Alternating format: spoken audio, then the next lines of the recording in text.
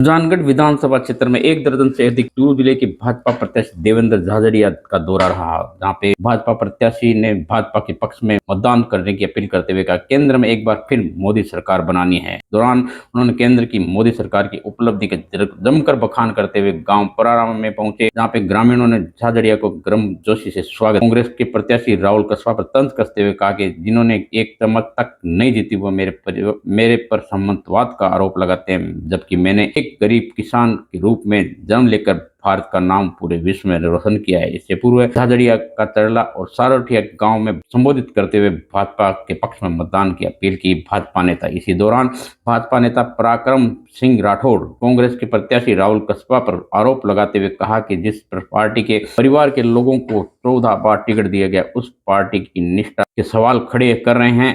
पराक्रम राठौड़ ने आरोप लगाते हुए पूरे कस्बा परिवार के प्रति निष्ठा नहीं निभाई है और टिकट कट गया, कांग्रेस की गोद में जाकर बैठ गए हैं। ग्रामीण सूत्रों के अनुसार देवेंद्र झाझड़िया के समर्थन में पंचायत समिति प्रधान संतोष मेघवाल, पूर्व विधायक खेमाराम मेघवाल, महावीर सिंह पार्वती सहित भाजपा नेता मौजूद थे। इस दौरान बड़ी संख्या में उपस्थित रहे लोग, जहां पे परावा गांव में भव्य स्वागत किया गया पराक्रम राठौड़ और देवेंद्र झाझड़िया का, जहां पे शहीद गोविंद सिंह की स्मृति में खेल प्रतियोगिता के समापन समारोह में शिरकत की दोनों नेताओं ने और पुरस्कार वितरण किए। प्रतियोगिता का आयोजन किया गया शहीद गोविंद सिंह की स्मृति में, जहाँ पे एक से एक बढ़कर प्रतियोगिता में खिलाड़ी प्रदर्शन करने वालों का भव्य स्वागत किया। स्थानीय लोगों ने स्थानीय ग्रामीण जनों ने पुरस्कार वितरित किया। देवेंद्र झाझड़िया और पराक्रम राठौड़। झाझड़िया जी देश का तिरंगा विश्व में और वर्ल्ड में फहरा दिया। किसी का बहाना बनाने की आवश्यकता नहीं है कि किसकी टिकट कटा दी, किसकी नहीं कटाई। किसी ने नहीं कटाई। मोदी जी ने घर बुला के डिनर करा के और इनको टिकट दी है। मैं कहता हूँ ये बात, राहुल कहता है कि मैं जाट हूँ, हम जाट नहीं है। और ज्यादा क्या कहना है। सभी को नमस्कार, धन्यवाद। मोदी जी के पहुंचा कि वास्ता आपने जिला को भगाओ सी ज्यादा से ज्यादा वोट से विजयी बनाओ। जय हिंद, जय भारत। श्री देवेंद्र झाझड़िया जी को लोकसभा में प्रत्याशी बनाकर हमारे बीच भेजा है। 2 बार के गोल्ड मेडलिस्ट प्रतिभावान खिलाड़ी जो वर्ल्ड में भारत का झंडा ऊंचा किया है। और हमारी यही इच्छा है कि चूरू में झाझड़िया जी का झंडा और ऊंचा हो। जाति पाति से हटकर हम भारत के विकास के लिए वोट करना है। इस जाति पाति के झंझट को यही खत्म करके देवेंद्र जी झाझड़िया को ज्यादा से ज्यादा वोट देके विजय बना के लोकसभा में आपने सभा हो रही है और आपने सभा का उद्देश्य है कि भारतीय जनता पार्टी ज्यादा वोटों जीते है। और जीतने का भी मकसद ये वास्ता है कि जगह प्रत्याशी बनकर घर के बीच में आया है। एक किसान का बेटा है, सरल स्वभाव का है और जो की बात है वह बात पूरी भी करे। और आम व्यक्ति की अति पहुंच है जो कि आप सोच भी बोल सका। देश का प्रधानमंत्री मोदी जी वास्ता पर वोट करा और बे मोदी जी आने फोन करे। बे मोदी जी देवेंद्र जी ने फोन करे कि थे अयोध्या जाओ। चूरू जिले से अनेक ने बुलाया। बताओ कितनी बड़ी बात है। और कोई गया, कोई को नहीं गया। एक या प्रत्याशी अगर आपने बीच में आया है तो अपने सोचने की जरूरत है। जाति पाति की कोई बात करे तो वह भी अपने सोचने की जरूरत है। ये भी जाट है, ये कोई दूसरी जात का को नहीं। लेकिन कांग्रेस के लोग ये कह रहे हैं कि जाट की टिकट काट दी है। तो ऐसी बातें करके जो चुनावी मुद्दे बनाते हैं उनको सबक सिखाने की जरूरत है। मेरे सामने बैठे हुए आप 36 कौम के लोग यहाँ बैठे हैं। किसी एक जात की अगर बात करेंगे कोई चुनाव नहीं लड़ सकता, क्योंकि राजनीति में होता है कि 36 कौम को साथ में लेके सबका विकास हो और क्षेत्र का विकास हो। ये हमारे मुद्दे होने चाहिए। मैं तो आप सबसे एक ही बात कहती हूँ, ये आपके बेटे आपके भाई बढ़ के आपके बीच में रहेंगे। इनकी जो भावना है विकास के नाम पे राजनीति करना है, न कि किसी को बांटना है। लोकसभा में भेजनी है। राजस्थान की 25 की 25 सीटें अपने को लोकसभा से भेजनी है। और यहाँ से क्योंकि सारोठिया ग्राम पंचायत एक ऐसी है, जब भी चुनाव आए भारतीय जनता पार्टी सबसे ज्यादा यहाँ अग्रणी रही है। ये भारतीय जनता पार्टी का गढ़ है। चाहे किसी परिस्थितियां हुई है, यहाँ से भारतीय जनता पार्टी सबसे ज्यादा वोट लेकर के विधानसभा के अंदर परचम फहराने का काम किया है। इसलिए मेरा निवेदन है कि इस चुनाव में अब तो मोदी जी की सरकार निश्चित रूप से आपके सामने दिख रही है। ये जाति पाति की सरकार नहीं है, ये सभी जातियों की सरकार बनने जा रही है। इसीलिए हमें जाति पाति के चक्कर में नहीं आना है और हमें सिर्फ देवेंद्र जी झाझड़िया जी को, जो मोदी जी के अति प्रिय है, आपने देखा होगा टीवी में और में मन की बात में बार बार यही बात करते हैं कि देवेंद्र जी झाझड़िया जिस ढंग से एक किसान के परिवार से उठ करके पूरा हिंदुस्तान का झंडा फहराया, पूरे विश्व के अंदर ऐसे व्यक्ति को हमें देखने भेजा है। लोग तो दूसरे स्टेटों के लोग इनके के लिए फोटो लेने के लिए तरसते हैं, आज हमारे बीच में आए हैं, ये हमारा सौभाग्य है। इसलिए मेरा आप लोगों से निवेदन, अगर आप में जज्बा नहीं है और वो जज्बा सही गलत की कोई परिभाषा नहीं होती, जो आपने ठान लिया उसके लिए अपने आप को पूरा झोंक दो, पूरी अपनी क्षमता लगा दो, तो आपको कामयाब होने से कोई नहीं रोक सकता। ये जज्बा आप अपने अंदर बनाएं। बच्चों, साथियों, आप इस देश का भविष्य हो। भारत को आपसे बहुत आशाएं हैं। हमको एक अच्छा नागरिक बनना है, जीवन में सही दिशा चुननी है। इसको आपको आज सीख लेने, जीवन में सही चुनाव करें, अपना मकसद जो है उसको बिल्कुल साफ तौर पे अपने लिख लें और उसके पीछे लग जाए, कामयाबी आपकी होगी। आज जैसे बताया गया है कि ये आप बच्चों का भी खेल कार्यक्रम था, उसके साथ साथ ये चुनावी सभा भी है। तो बहुत छोटे में मैं आप सबके माध्यम से मेरी बात आपके बीच में रखूंगा। इस चुनाव में जो यहाँ पे निवर्तमान सांसद है, उनका एक ट्वीट देखा गया मैंने, जिसमें उन्होंने कहा कि मेरी टिकट काट दी, मेरा गुनाह क्या था, क्या मैं निष्ठावान नहीं था, क्या मैं वफादार नहीं था।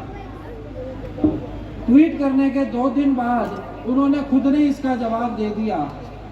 उनकी निष्ठा तो उसी दिन खत्म हो गई थी जिस दिन उन्होंने भारतीय जनता पार्टी, जिस पार्टी ने उनके परिवार को 14 बार टिकट दी, उसको छोड़ के और कांग्रेस की गोदी में जाके बैठ गए। निष्ठा का कोई मोल नहीं होता, निष्ठा का कोई भाव नहीं होता, करने से निभाने से होती है। उनकी निष्ठा पिछले विधानसभा चुनाव में उनके और उनके परिवार के कई ऑडियो वायरल हुए, उससे उनकी निष्ठा इस पार्टी के प्रति सामने आ गई है। आज हमारे बीच में जो भारतीय जनता पार्टी के कैंडिडेट देवेंद्र जी झाझड़िया, उनके बारे में मैं आपको इस बीच में कुछ कहना चाहूंगा। अल्प आयु के अंदर 10-12 साल की उम्र में किसी हादसे में उनका एक हाथ चला गया। उनके पास में या तो ये रास्ता था कि घर वालों को बोलते कि अब मेरे पास काम होगा नहीं मुझसे और आप ही मेरा भरण पोषण करो, आप ही मुझको खाना दो। लेकिन इन्होंने खुद के जज्बे से, खुद की हिम्मत से, खुद के पुरुषार्थ से आज इस चूरू की माटी का, इस राजस्थान का, इस देश का परचम पूरी दुनिया में लहराया है। 3 बार गोल्ड मेडल ओलंपिक्स के अंदर, पद्म भूषण, पद्म विभूषण, अर्जुन अवार्डी, राष्ट्रपति अवार्डी, ऐसे हमारे देवेंद्र जी झाझड़िया। इनकी एक बात आपके बीच में और रखना चाहूंगा। इंग्लैंड में जब ये खेलने गए और इन्होंने मेडल जीता, तो इंग्लैंड की महारानी ने अपने महल बकिंगम पैलेस में इनको खाने पे बुलाया। उस खाने पे इंग्लैंड के प्रधानमंत्री थे, इंग्लैंड के खेल मंत्री थे, और उन्होंने इनको एक प्रस्ताव दिया कि हम चाहते हैं कि आप इंग्लैंड की नागरिकता ले लो, आपका पूरा परिवार इंग्लैंड की नागरिकता ले ले, इंग्लैंड की सरकार आपको मकान देगी, गाड़ी देगी, आपको अपने खेल के लिए जो भी संसाधन चाहिए, कोचिंग चाहिए, वो सारी चीज इंग्लैंड की सरकार देगी और 20 लाख रुपए मेहनताना और देगी। देवेंद्र जी का जवाब था, नाम मेरा देवेंद्र झाझड़िया है, मैं बिकाऊ नहीं हूं, मेरा ईमान बिकाऊ नहीं है, मैं खेलूंगा तो मेरी भारत माँ के लिए खेलूंगा, खेलूंगा तो मेरे तिरंगे के लिए खेलूंगा। जब ये बात देश के यशस्वी प्रधानमंत्री नरेंद्र मोदी जी को मालूम चली, तो मोदी जी ने 2016 में देवेंद्र जी को अपने यहाँ भोजन पे बुलाया और देवेंद्र जी से मोदी जी इतना प्रभावित हुए कि साल में 2 बार 3 बार देवेंद्र जी सहपरिवार मोदी जी के यहाँ जाते हैं और भोजन करते हैं। जैसे एक पिता अपने पुत्र को प्रेम करता है, मोदी जी देवेंद्र जी से वैसा प्रेम करते हैं। और मैं चूरू की जनता से कहना चाहता हूं, आप इनको यहाँ से एमपी बना के भेजें, मोदी जी इनको भारत सरकार में बहुत बड़ा मंत्री बनाएंगे। देवेंद्र जी इस देश का भविष्य, इस राजस्थान का भविष्य है। आप साथ देंगे तो 10 साल में देवेंद्र जी राजस्थान के मुख्यमंत्री होंगे। तय आपको करना है कि आज हमारा चूरू का लाल आगे बढ़ रहा है, हमको इसकी मदद करनी है कि भगवान ने इनका हाथ छीना वैसे अब आज इनके पैर काटेंगे। तय आपको करना है। आपका जो वोट है वो वोट देवेंद्र जी के साथ साथ नरेंद्र मोदी जी के पास जा रहा है। आज सोचने की बात यह है कि हमारा देश आगे कैसे बढ़े, हमारा देश मजबूत कैसे हो। हमको बात करनी चाहिए तो रोजगार की बात करनी चाहिए, हमको बात करनी चाहिए तो शिक्षा के प्रचार की बात करनी चाहिए, हमको बात करनी चाहिए तो हमको विज्ञान की बात करनी चाहिए, चंद्रयान की बात करनी चाहिए, ना कि वोटों की फसल काटने के लिए समाज के स्वाभिमान की बात करनी चाहिए, जो ये हमारे राहुल कसवांती कर रहे हैं। तय आपको करना है। मोदी जी ने 400 पार का लक्ष्य दिया, आपका जो वोट है वो उस लक्ष्य के अंदर साधक होगा। मैं आपसे करबद्ध निवेदन करता हूं, वक्ता बहुत है, हम पहले भी बहुत विलंब से आए हैं, आगे भी कार्यक्रम है। और नरेंद्र मोदी जी को पूरा समर्थन दे, इनको लाखों वोटों से यहाँ से जिताएं। आपने ये जो साफा पहनाया, माला पहनाई, मान सम्मान दिया, आप सबका बहुत बहुत धन्यवाद। ग्रामीण के लोग, मीडिया कर्मी, 19 साल की उम्र में जिसने देश के लिए जान दे दी, उनको याद ना करें तो किसको करें हम। उनकी यादगार में ये कार्यक्रम करवाया। मैं कार्यक्रम जो आयोजन समिति है उनको बहुत बहुत धन्यवाद देता हूँ, बहुत बहुत बधाई देता हूँ। देखिए, जब शहीद की बात आती है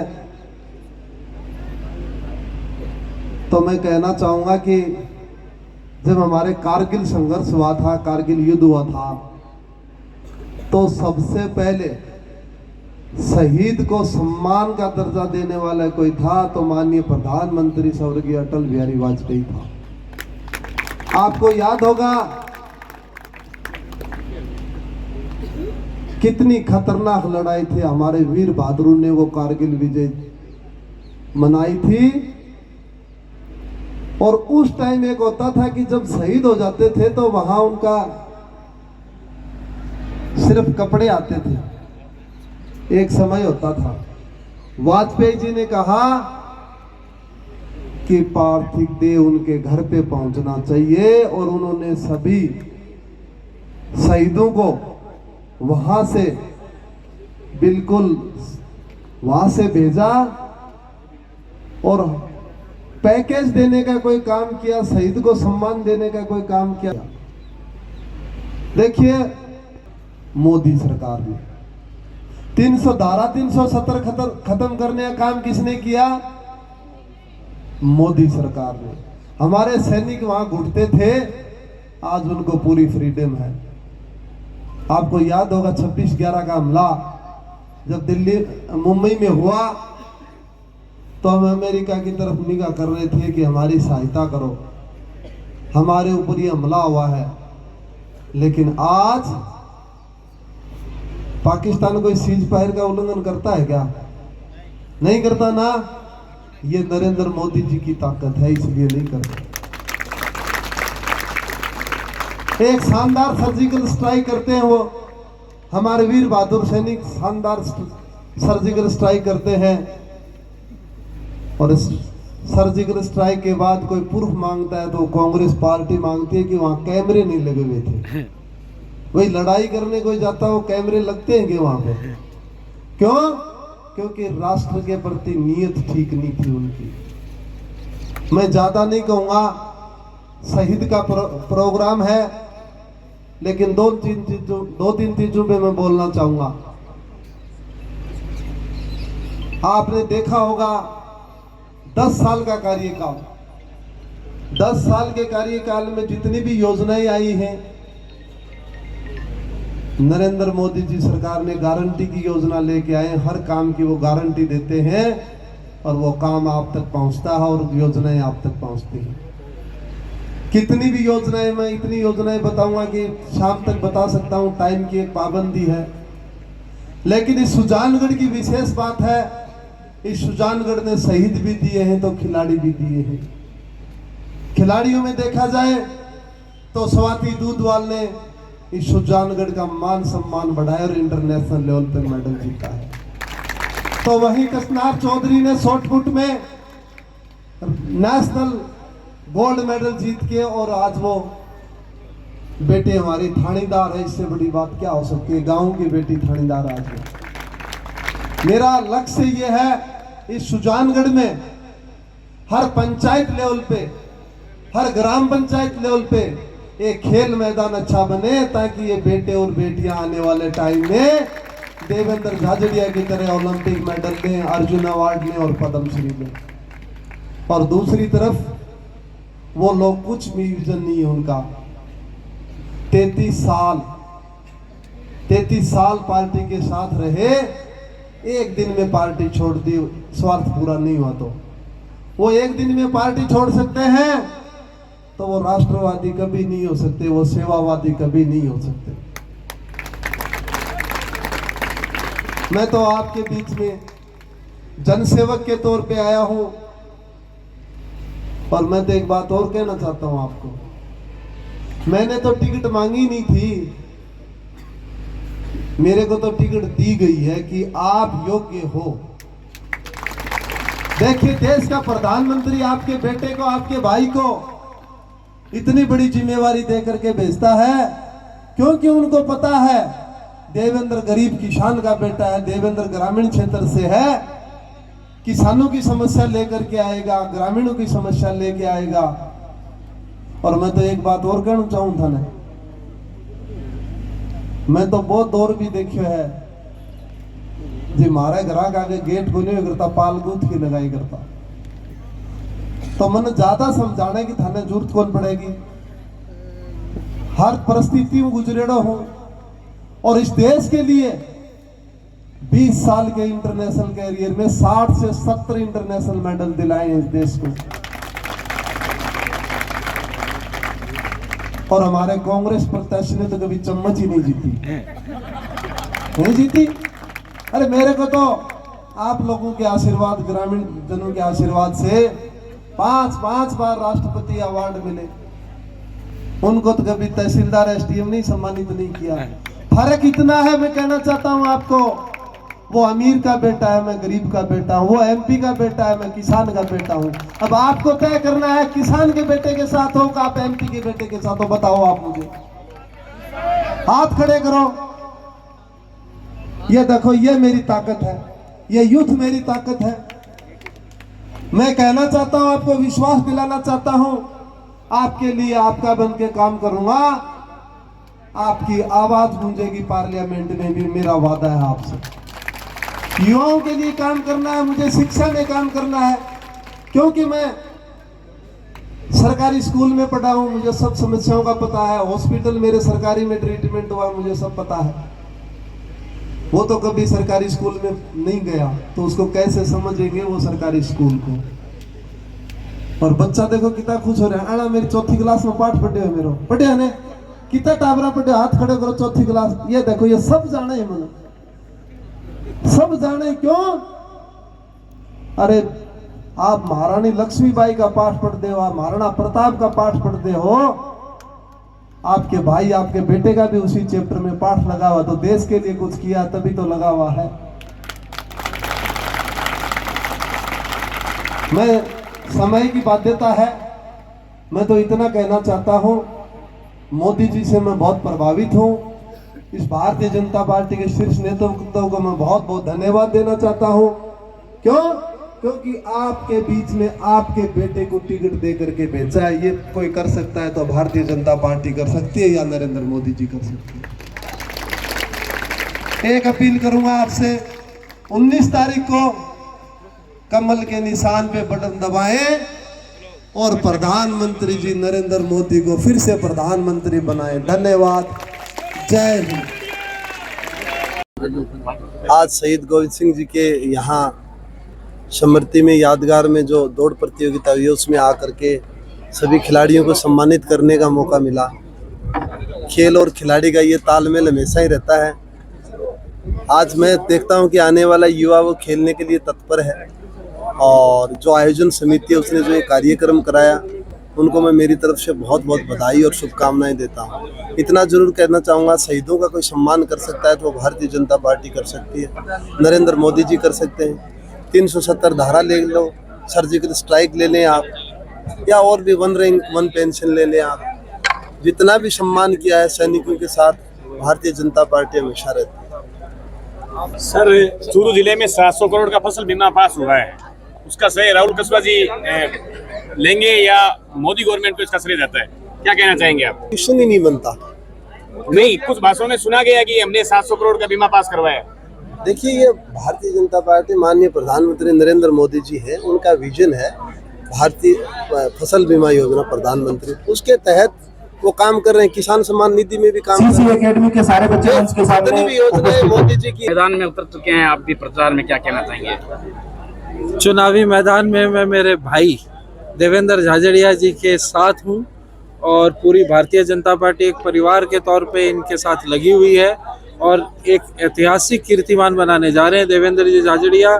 मैं जहां जा रहा हूं वहां पे यूथ के अंदर इनके प्रति दीवानगी है, माननीय नरेंद्र मोदी जी के प्रति दीवानगी है और आज चूरू का यूथ जो है वो इतिहास बनाने जा रहा है। प्रशस्ति पत्र देंगे अभी। देखिए, राहुल कसवा जी खुद सामंतवाद के एक प्रतीक है। पहले उनके दादा, फिर उनके पिता और अब वो खुद। और उनको अगर टिकट नहीं मिली तो जिस पार्टी ने उनको 14 बार टिकट दी उसको छोड़ के कांग्रेस की गोद में चले गए। उनके लिए मैं और मेरा यही उनका ध्येय है, ना कि कोई विचारधारा, ना कोई पार्टी। और वो ये जातिवाद का जहर शेखावाटी और चूरू में घोल के जो मुख्य मुद्दे हैं उनसे लोगों को गुमराह करना चाह रहे हैं। चूरू की जनता समझदार है, उनको जवाब देगी।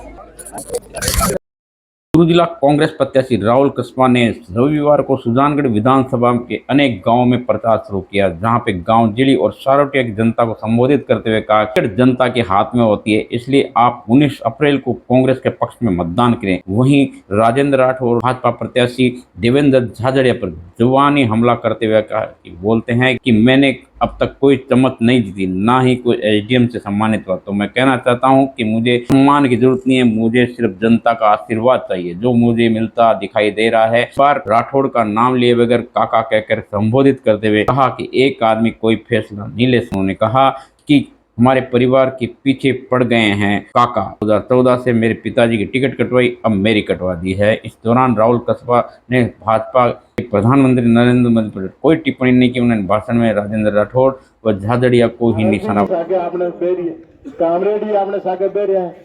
तो थाके गांव की जिम्मेदारी तो और ज्यादा है कि अब तो वैसे एक हूँ और जगह भी बड़े थे नहीं, मैंने 3 गुणी ले गया होते तो जना मौजो है कि राहुल जी था पड़े तो वास्तव में उन्हें आया जहाँ का वोट मिले है और भी वोट मिले है और एक लीड देखिए आस्था ने कभी गांव में खोल ली लीड दिला तो बस मार तो वही कहना है। बाकी अब राहुल जी वो अपनो आधार राजनीति को ये अपनो मानता ऐसा वक्त में जीवन में आयो जब बड़ा बड़ा नेता अपना के चुनाव लड़िया पर थे लोग साथ कदे को छोड़े राम कुल तो इन्हें पकड़ता दिन ले जाता, इन्हें पकड़ता दिन ले जाता।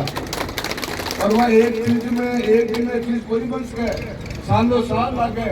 इतना लंबो क्षेत्र है, लालगढ़ से लेकर आप भादरा जावा दूरी पड़े 350 किलोमीटर लगभग। 22 लाख वोटर वोट दे देना 19 तारीख ने जो आत्मीयता बनाई, रिश्ता बनया, रिश्ते की कीमत है। कीमत के कारण थे बेटे ने भी आशीर्वाद दे दिए। हर विश्वास हो कि राम सिंह जो सो रहे हो तो ठीक रात आपको पाओगे। थे हमारी ताकत हो, थे हमारी शान हो, थे हमारी आन हो। ऐ कारण जिंदा हाँ प्रजातंत्र के अंदर। और प्रजातंत्र की खूबसूरती है कि लोगों के बीच में जो लोग उनके दुख और दर्द में शामिल हो गए, लोगों को जी उनकी है और उन जी की जीने का आधार पर ही। पर कुछ लोग प्रजातंत्र में ऐसा हो गया जो थारे जी की सुननी कौन सा है वह चाहना कि मारली बात का नाम गिरो और उन बाल के काम करो।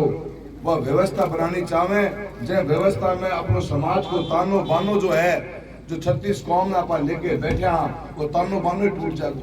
इसी व्यवस्था लेके आने लाग रहे हैं। जब व्यवस्था के अंदर थारो काल को उम्मीदवार थारो कर्नाटक में आजा वो भी वोट किए तो फिर फायदे के बीच में भागन को आज भूसा राम जी को लंबो राजनीतिक जीवन है। मैंने तो चुनाव आ गया फिर थारे बीच में रहा, फिर आ गया, फिर रहा, आखिर में थे आशीर्वाद दिए बोल दिया जल्दी बने होगा। अगर आप यो तानो बानो तोड़ देना या आप जो पकड़ है समाज के अपने बीच की आप नहीं तोड़ देना तो कहना बचे के को ये बचे हो गए। मैं तो आवाज उठाई है व्यवस्था के खिलाफ।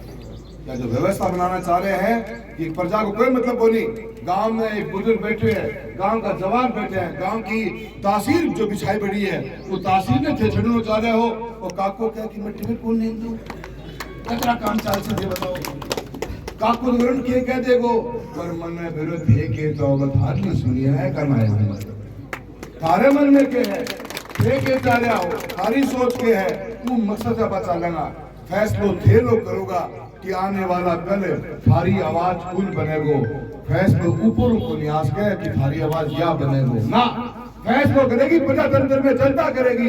लोकतंत्र की ताकत थारो वोट है, थारो वोट फैसलो करेगो कि थारो एमपी एमएलए प्रधान प्रमुख सरपंच कुल बनेगो और कोई नहीं करेगा। मैं सही कह रही हूँ दिल कह रही हूँ। और रात में सोच के देखियो कि ये 19 तारीख ने थारो वोट गांव में है जब वोटिंग पड़े और कई दिन ऐसा हुआ कि बूढ़ी वोट गिर रहा हूँ पहले आधी गिर रहा हूँ और बूढ़ी को तो लग जाने कि मेरे वोट को गिर गया आग लग जाए खून गिर गया मेरे वोट रहे क्यों वो हमारा हक है। रात में सोच के देखियो तारो हक ही कोई थारो छीन लेगो तो ठीक के करना पा के बच्चे को अपना कर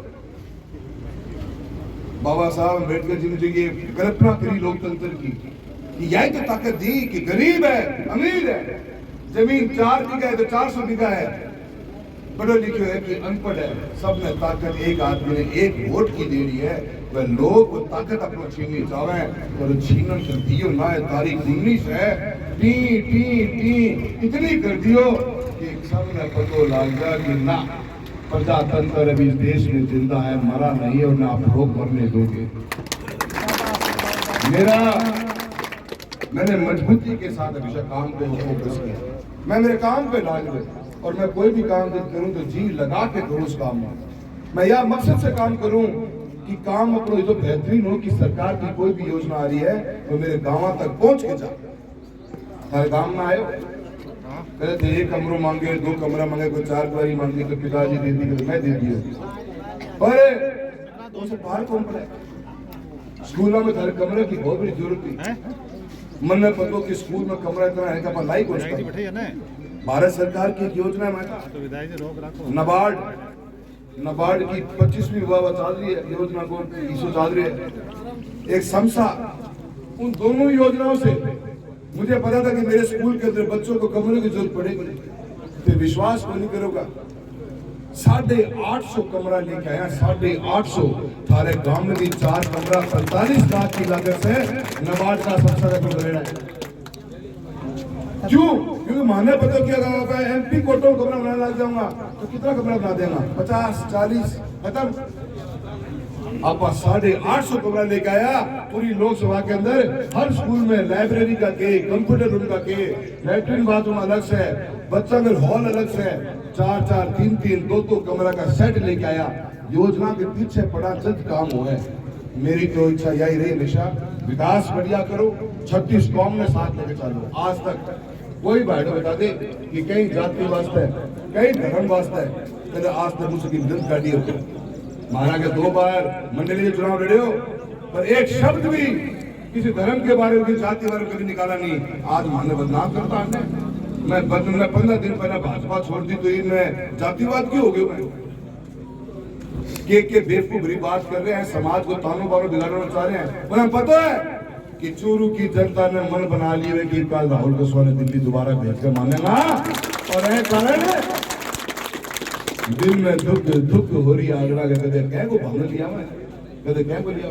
एक बार उम्मीदवार ने भी हमारे काको बावड़ो बना रखे के नहर लिया उनको क्या कि पार्टी को पानी में नहर को लिया नहर 1984 85 87 के बाद में अपने राजस्थान के हिस्से में कोई नहर की योजना ही कोई नहीं।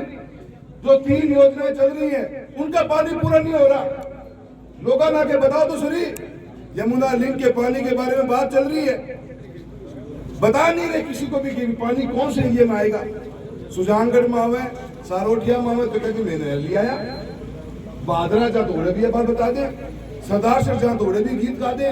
लोगों ने गोल गोल घुमा रहे हैं, गोल गोल घुमाए काम कौन चाले, सच्चाई बतानी पड़ेगी। सारे काम में भी आवा तो पतो करियो कि यमुना को पानी सारोठिया काम में आवेगोगे, पूछो उनसे। मन तो पतो है, मैं तो आज तक ये बात करो कदे राजनीति करी को नहीं।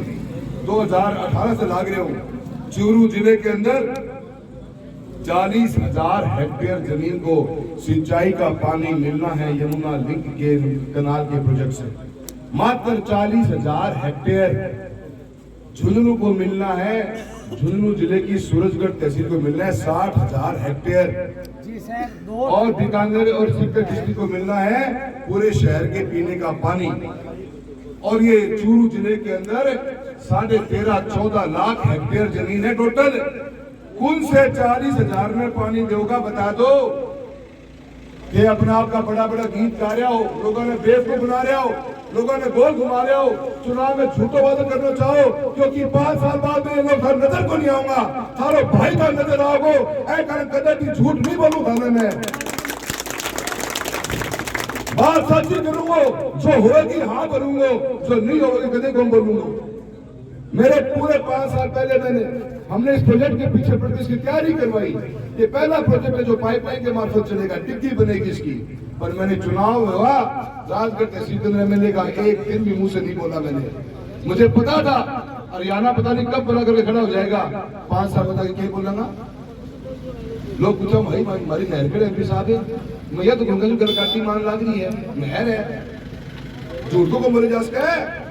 ये झूठ के नाम राजनीति कर रहे हैं और बेवकूफ बनाने का काम कर रहे हैं, समाज को तोड़ने का काम कर रहे हैं। आप 36 कौम भैया ने साथ लेकर चालू है और प्रजातंत्र के स्वाभिमान की लड़ाई लड़ रहे हैं। आप लोगों का सहयोग मांगने के लिए आया हूं और मुझे पूरी उम्मीद है कि सारोठिया गांव में थे मैंने वाई लीड दूंगा जो पहली बार थे मैंने दी थी। मौजूद आदमी बैठे हैं और एक बात ध्यान रख लियो, आपका जो निशान बदल गए है, यो हो गया है, वो ध्यान रख लियो, कर जाओ यो खोल रहे अपने निशान का यो हो गया है। और है साथ देनो है, हाथ का साथ देंगे और चूरू के प्रजातंत्र की जीत करने का काम करेंगे। स्वाभिमान की लड़ाई है, जीत के निकल के आएंगे, उभर के निकल के आएंगे, चमक के निकल के आएंगे और आखिर में जीत थारी होनी है। मैं तो थारो हारे छोरो हूँ, थारे का मान सम्मान रखूंगो, कमी के दान को तुम चुनाव थारो है, मिल बांट के सारे जन लड़ लियो। सारा को बहुत बहुत धन्यवाद।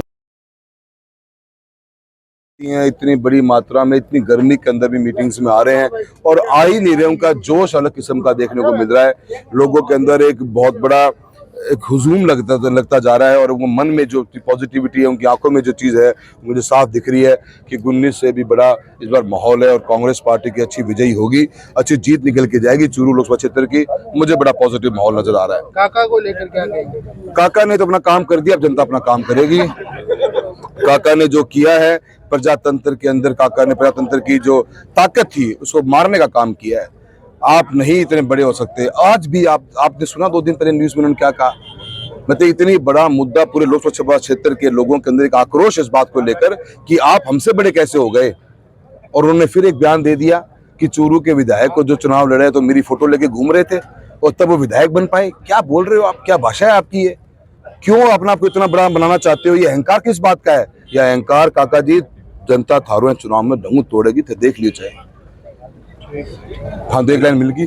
सुजानगढ़ के वित्तीय व्यापार मंडल द्वारा होली स्नेह मिलन कार्यक्रम किया गया। राजस्थान दिवस के अवसर पर दक्षिण बाजार में रविवार को एलटीसी मॉल के पास में होली स्नेह मिलन कार्यक्रम आयोजित। इस कार्यक्रम की अध्यक्षता एडवोकेट अशोक पारिक, वहीं मुख्य अतिथि विधायक प्रधान संतोष मेघवाल, विशिष्ट अतिथि मंडल अध्यक्ष राजकुमार गेडिया, उपाध्यक्ष बाबूलाल कुलदीप थे। इस दौरान राजकुमार गेडिया ने बताया कि नव गठित वित्तीय व्यापार मंडल को साथ लेकर व्यापार को बढ़ावा देने का प्रयास करेगा। जो यहाँ पर आगे आना चाहते हैं उनको हम आएंगे यहाँ पे, और जो बातें हमारे व्यापार मंडल में, जो हमारे व्यापार मंडलों में जो कमी है और जो सरकार के साथ में सामंजस्य नहीं हो रहा है, किन्हीं बातों में लेकर सामंजस्य नहीं होता है। जैसे कभी आभूषण पे टैक्स लगा देते हैं, कभी कपड़ा पे टैक्स लगा देते हैं, कभी किसी चीज पे टैक्स लगा देते हैं, तो उन बातों बातों में कहीं गलत होती है बातें सरकार की, उन सरकार की बातों को सही करने के लिए एक प्रतिनिधि मंडल की आवश्यकता होती है। उसी प्रतिनिधि मंडल में काफी व्यापार मंडल सक्रिय भी होते हैं, काफी व्यापार मंडल निष्क्रिय भी होते हैं, लेकिन हमारा जो व्यापार मंडल है वो सक्रिय भूमिका निभाते हुए जहां भी व्यापार में कहीं भी कमी आएगी, कहीं भी दिखेगा कि इस व्यापार मंडल में ये कमी आ रही है, उस व्यापार की पंक्तियों को आगे ले जाते हुए, उस व्यापार मंडल में कमियों को पूरा करते हुए, सरकार से, प्रशासन से सहयोग लेते हुए, उनसे बार-बार जाकर निवेदन करके अपने समय का उपयोग करते हुए और सभी मांगे पूरी करवाएगा। माननीय वक्ताओं ने कहा कि शहर का सामूहिक विकास हो, उसमें भागीदारी हम सब की रहनी चाहिए। तो वित्तीय व्यापार मंडल की भी इसमें भूमिका और अग्रणी, इस संगठन को जो शक्ति प्रदान की है और इस संगठन आए हैं, आप सभी का धन्यवाद। और इस संगठन और उनसे यही निवेदन करूंगा कि सुजानगढ़ में समय समय पर वित्तीय व्यापार मंडल की गतिविधियां। लोकसभा चुनाव को लेकर राजस्थान की पुलिस सक्रिय है। वहीं सुजानगढ़ पुलिस ने बड़ी कार्रवाई करते हुए स्कॉर्पियो से 10 लाख रुपए जब्त किए। सुजानगढ़ पुलिस द्वारा स्टैटिक सर्विस लॉन्च टीम द्वारा शनिवार शाम को सालास रोड के पार्वतीसर नाके के पास में एक काले रंग की स्कॉर्पियो को रुकाया, जहां पे 10 लाख रुपए जब्त किए। डीएसपी दजाराम ने बताया कि पार्वतीसर पुलिया के पास में सुजानगढ़ की तरफ आने वाली स्कॉर्पियो को रुकाया कर चेक किया तो ड्राइवर के पास में गाड़ी के कागज नहीं मिले। गाड़ी की तलाशी ली तो एक प्लास्टिक की थैली में 10 लाख रुपए मिले। नकदी के बारे में पूछने पर संदीप ड्राइवर पुत्र नेमिचंद निवासी रामपुर थाना धोद जिला द्वारा कोई संतोषजनक जवाब नहीं दिया, जिस पर एसटीटी द्वारा गाड़ी और 10 लाख रुपए जब्त करके आगे की कार्रवाई। इस दौरान सुजानगढ़ के डीवाईएसपी ने मीडिया को जानकारी देते हुए पूरा वाकया बताया। हम आपको बता दें कि बोबासर पुलिया के पास में स्कॉर्पियो में मिले 10 लाख रुपए, जिसको जब्त करके आगे की कार्रवाई। इस दौरान मीडिया से रूबरू होते डीवाईएसपी दजाराम ने बताया, रखते हुए हमारी टीमें जो लगातार गश्त में हैं, आज हमारी एसएसटी टीम है, उनके द्वारा एक स्कॉर्पियो है उनको रुकवाया, उसको चेक किया तो उसमें 10 लाख रुपए नकदी मिली, जिनको जब्त कर दिया गया है और गाड़ी के कागजात नहीं होने पर गाड़ी को भी जब्त किया है। अब भविष्य में भी इस टाइप की कार्रवाई पुलिस द्वारा जारी रहेगी और हमारी जो भी टीमें लगी हुई है और पब्लिक से भी अपील है कि कोई भी अगर कोई उनके पास सूचना है तो हमें दें और उस पर हम कार्रवाई करेंगे।